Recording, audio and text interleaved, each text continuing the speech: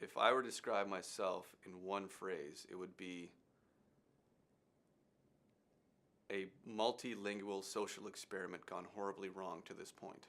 My name is Tom Schock. I am the promotions director for two radio stations in Ottawa, Boom 99.7, which is an adult contemporary type radio station, and a completely different radio station, which is a rock format, which is 106.9 The Bear.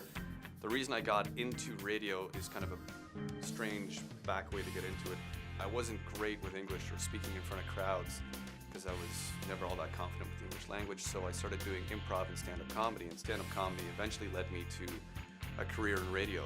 People, they always used to joke, oh, you have a face for radio, but doing the whole stand-up comedy routine, it transferred a lot to doing an on-air position with a radio station. So I thought, well, I'll try this. My entire radio broadcasting career up until this point here at The Bear was as an on-air DJ, starting with The Bear, doing overnights. I also did evenings at XFM. I've worked at Shea 106. I've worked in Aurelia in a different format at K-Rock in Kingston, and out east doing a morning show for a rock station as well. So primarily on air. For 5 years ago, I was in Australia. I was in Australia and I left radio. I said, that's it, I'm out. I'm never doing this again. Gave it the double guns. Said, I'm going somewhere, I'm going traveling. And I went to Australia for 4 months, and then I taught in Europe, and I traveled a bunch of, I was in Berlin, Amsterdam, a bunch of different places. And eventually I got back into radio doing some DJ stuff, but I didn't really like it. So doing this is different for me because it's a different challenge doing promotions. But if I were to predict where I'm going to be in 5 years, I hope I'm on the right side of the grass. And that's pretty much as far as I go. So when I first started here, we had a reel-to-reel machine. So you had to have a razor blade and a wax crayon, and I would do the all request show, and you would record people on the reel-to-reel machine, and then you would rewind it, and wherever you wanted to make your cut, you would literally cut it with a razor blade and then tape the stupid thing back together. And that's how I used to do all request. And you had carts that you had to erase, and there were 60-second loops, and there was no rewind or fast forward. It would just go around, and that was it. Now everything's on a computer. Absolutely everything is digital. You want to find something, you can play it off YouTube and different types of social media, or you can play it right off of a different drive that you have connected to your computer. Everything's at your fingertips. When I first started, everything was a physical piece of equipment. You had to go and find it, and you had to move it into the room and play it and cue it. If you were to go back 10 years and look at the way radio was, it was just terrestrial. You listened in your car or you listened at home on your radio. That's the way it was. But today, every single radio station has an app.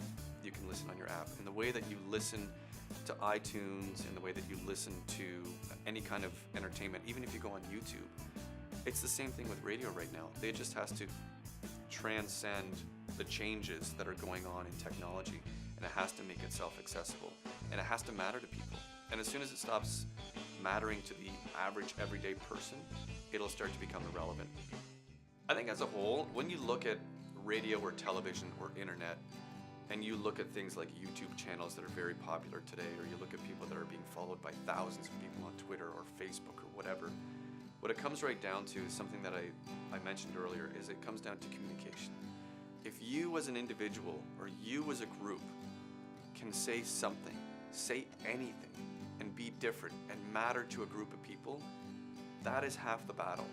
If you can matter to somebody and you can get them to believe in what you're saying, or at least be entertained by what you're saying, then you're something.